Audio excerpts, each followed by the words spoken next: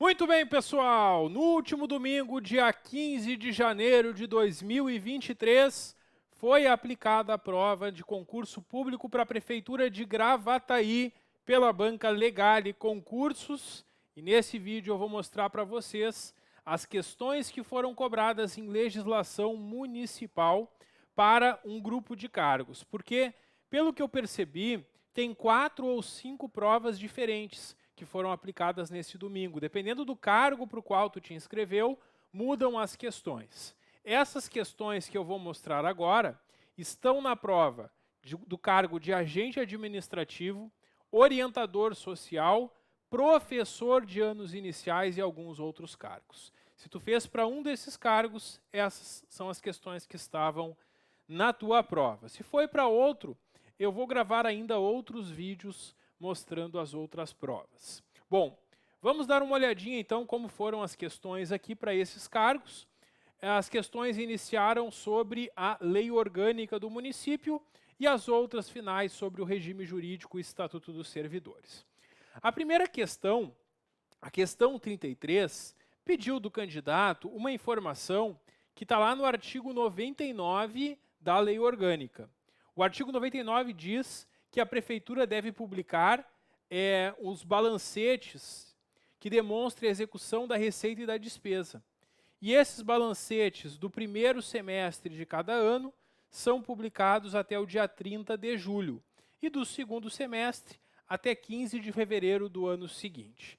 A banca perguntou do primeiro semestre, então a resposta, de acordo com o artigo 99 da lei orgânica, era a letra C, uma decoreba da banca, que é bem o estilo de questão da banca. A banca adora perguntar datas, prazos, e foi o que ela fez aqui na questão 33. Como é uma questão baseada neste artigo da lei, que é um artigo incontestável, não vejo como recorrer nessa questão. Então, o gabarito dado pela banca, de fato, está correto aqui na questão 33. Questão 34. Aqui quem foi nosso aluno certamente acertou essa questão, né? Porque no nosso material, na apostila, eu coloquei para vocês essa lista de normas que vão ser aprovadas com a presença de 2/3 dos vereadores e voto de maioria absoluta. E, inclusive, coloquei uma questão no simulado. Quem fez o nosso simulado, a questão 8 do simulado, eu perguntava justamente sobre essas matérias que exigem para sua aprovação esse quórum diferenciado. É que as matérias, em geral, são aprovadas com a maioria dos presentes, desde que sejam presentes mais da metade do total de vereadores. Então, normalmente, as matérias são aprovadas mais simples. Esses casos que se exige mais atenção estão no artigo 25, parágrafo 1º, e eles exigem a presença de 2/3 e as deliberações por maioria absoluta. Exatamente o que a gente estudou, no artigo 25, parágrafo 1º. Então, a letra A é o gabarito que foi dado pela banca, está correto, não tem como contestar, porque é exatamente o que consta lá no artigo 25, parágrafo 1º da lei orgânica. Questão 35. A questão 35 pede um prazo, que é bem a característica da banca. Existem aquelas CPIs, aquelas comissões de vereadores que são criadas para investigar algum fato, e quando uma CPI solicita informação, solicita documentos para a prefeitura, o prefeito tem um prazo para fornecer. Esse prazo é de 15 dias, conforme artigo 30, parágrafo único da lei orgânica. Então, a letra C, o gabarito, esse prazo é de 15 dias. Quem fez o nosso simulado lembrou dessa questão, Porque a questão 11 do nosso simulado era quase igual. Eu perguntava justamente qual era esse prazo. E, por coincidência até, a letra C também era a resposta no nosso simulado e na prova. Então, era só lembrar desse prazo de 15 dias que a gente viu no curso, que vimos no simulado, marcar a letra C aqui na questão 35. Questão 36 da prova, mais uma questão que estava bem parecida no nosso simulado, que eu trabalhei bem com vocês no curso. A questão dos impostos. Eu falei para vocês que a banca adora perguntar em prova sobre os impostos. É que a gente tem no artigo 81, os 3 impostos que são competência do município.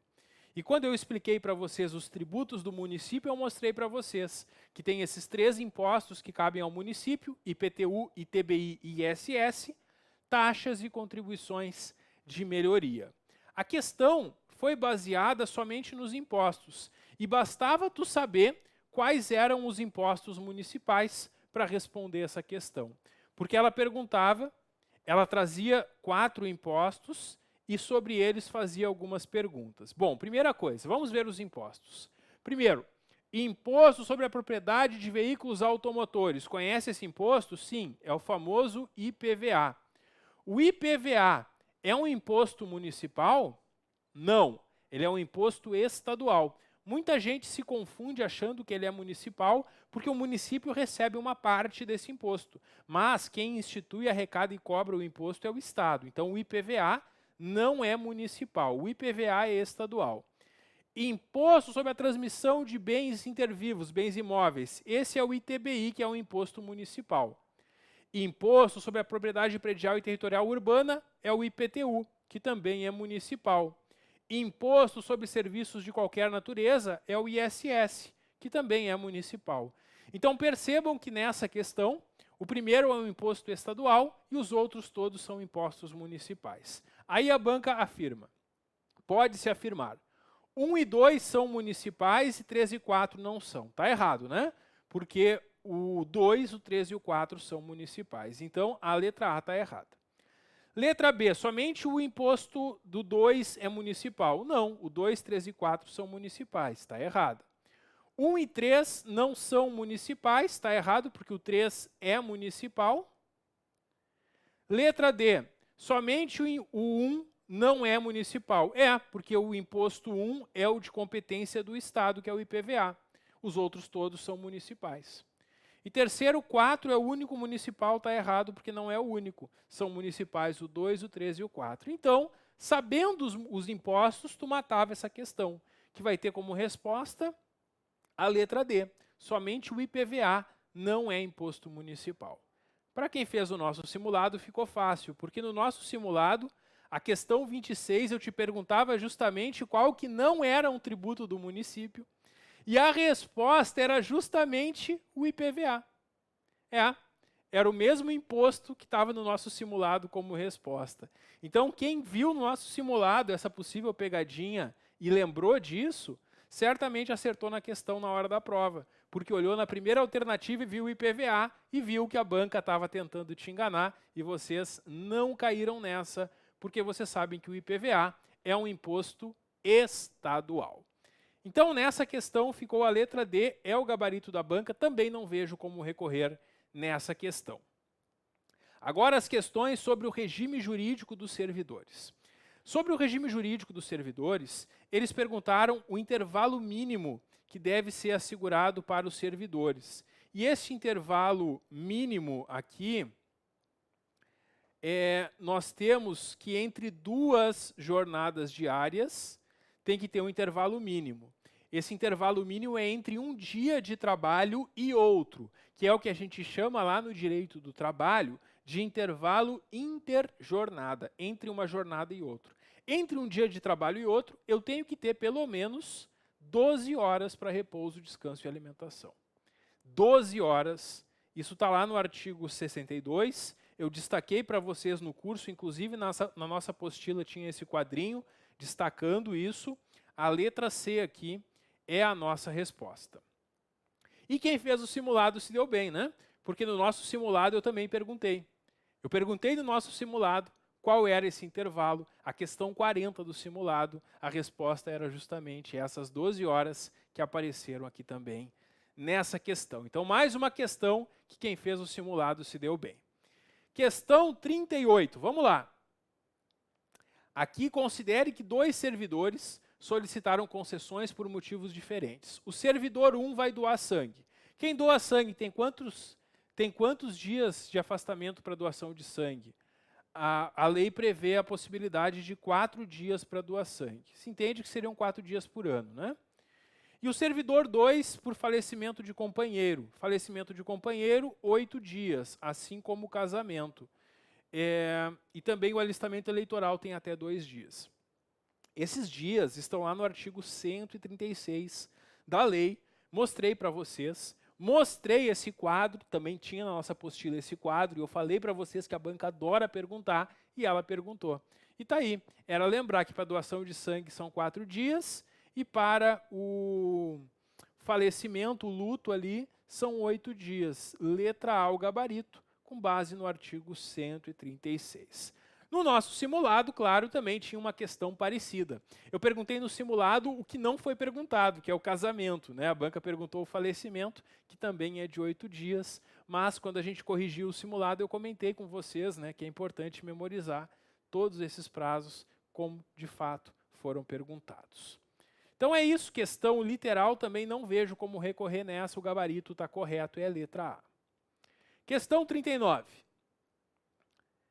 Para quem gosta de recurso, chegou a hora. Aqui a gente vai ter um recursinho para apresentar.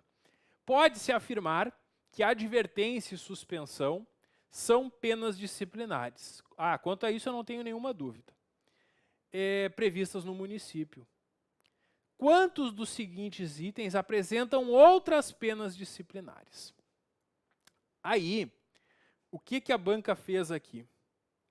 A banca foi lá no artigo 164, copiou 3 penalidades e jogou aqui na prova de vocês. Se eu fosse me basear somente no artigo 164, eu diria para vocês que são penalidades a cassação de disponibilidade e aposentadoria, a exoneração e a destituição de cargo em comissão ou função gratificada. Então, eu poderia dizer que seriam 3 penalidades, que é o que a banca deu como gabarito. No entanto, tem um problema aqui. Exoneração. Será que exoneração é mesmo uma penalidade? Não é. Mas professor, está no artigo 164, ação, penas disciplinares e exoneração. O texto da lei diz isso. Mas o texto da lei está errado. Ele contraria a doutrina do direito administrativo. Se vocês pegarem qualquer livro, qualquer manual de direito administrativo, os autores vão explicar que existem 2 formas de vacância que são distintas, a exoneração e a demissão. A exoneração, que é uma saída normal do cargo. Quando eu não quero mais trabalhar num cargo, eu peço exoneração. Se eu não passo no probatório, eu sou exonerado, mas isso não é uma penalidade. Já a demissão é a penalidade de perda do cargo, que é quando o servidor comete uma falta disciplinar, responde um processo e é punido com a demissão. Inclusive, na sequência dos artigos do Estatuto dos Servidores, vocês vão ver quais casos que são puníveis com advertência, com suspensão, com exoneração, com cassação e destituição. Mas vocês não vão encontrar a pena de exoneração. Sabe por quê? Porque exoneração não é penalidade. Não tem nenhum artigo na lei dizendo que aplica-se a pena de exoneração em algum caso. Isso aqui, provavelmente, quando eles fizeram a lei, eles colocaram por equívoco a exoneração dentro das penas, e ficou. E a banca agora, talvez quem fez a prova de vocês não saiba disso, a banca foi lá e simplesmente copiou o artigo 164. Não basta. Isto não basta para eu afirmar que é uma pena disciplinar. Eu sei que a banca é literal e segue o texto da lei. E para quem acertou essa questão, tudo bem. Agora, para quem errou e não está satisfeito por ter errado, justamente porque sabia que exoneração na prática não é uma penalidade, vale a pena recorrer. Ao apresentar o recurso, vocês devem explicar isso que eu falei com as palavras de vocês. Eu não preparei modelo de recurso, porque quando a banca recebe muitos recursos com o mesmo texto, ela já ignora, ela já não dá bola. Então, vocês têm que montar o recurso com as palavras de vocês, dizendo isso que eu expliquei. Então, mais ou menos, vocês vão dizer no recurso, olha, apesar de estar lá no artigo 164, como uma das penalidades, efetivamente a exoneração não é uma penalidade. Tanto que nós não encontramos na lei nenhuma situação punível com a pena de exoneração. A pena que existe é a pena de demissão, que tem os casos previstos. Então é isso. Quem errou essa questão pode apresentar um argumento nesse sentido, com as tuas palavras, e tentar ver se a banca percebe que realmente, para quem sabe, essa questão foi prejudicial. Porque o candidato que sabe no direito administrativo que exoneração não é uma pena, não ia considerar ela uma pena. E isso poderia fazer ele errar essa questão. Por isso, vale a pena apresentar recurso nessa questão. Achei uma questão que a banca não deveria ter feito. Se ela quisesse fazer essa questão, ela poderia botar demissão em vez de exoneração, que todo mundo sabe que é pena. Agora, a exoneração não, porque é um equívoco da lei. E por isso a banca não deveria ter perguntado. Então, quem errou essa questão, vale a pena tentar esse recurso para que a questão seja anulada. Sendo a questão anulada, ela é considerada como certa para todos. E tem mais uma questão ainda, né? Tem a questão 40. A questão 40, ela trata da prescrição das penalidades, que é o prazo que o município tem para apurar a infração e punir o servidor. No momento que o município tem conhecimento de uma infração, ele deve abrir uma sindicância ou processo disciplinar para depois aplicar a penalidade. E aqui, pessoal, a prescrição da penalidade de suspensão é em 3 anos. Demissão, exoneração, destituição e cassação estão lá como 5 anos. Suspensão está em 3 anos e advertência em 2 anos. A banca perguntou sobre a suspensão, então a letra B é o gabarito correto, conforme o artigo 181. Mais uma questão que, para quem fez o simulado, ficou fácil, né? Porque no simulado eu coloquei uma questão parecida. A questão 60 do simulado, eu perguntava o prazo de prescrição da advertência, né? Que é de 2 anos. A banca perguntou sobre a suspensão. Mas, claro, na correção eu falei para vocês que era importante memorizar todas essas hipóteses. Então é isso, pessoal. Essa é a nossa análise, então, das questões de legislação. E a única que eu indico recurso para vocês é a questão 39, por causa dessa diferença entre exoneração e demissão. Muito embora esteja no texto da lei, vale a pena recorrer quem errou essa questão, porque eu acredito que muitas pessoas erraram, porque sabem que na prática a exoneração não é uma penalidade, isso é invenção do Estatuto aqui de Gravataí. Então é isso, pessoal. Espero que tenham se saído bem e contem conosco do PGF Concursos nos próximos concursos, próximos desafios que vocês venham a enfrentar.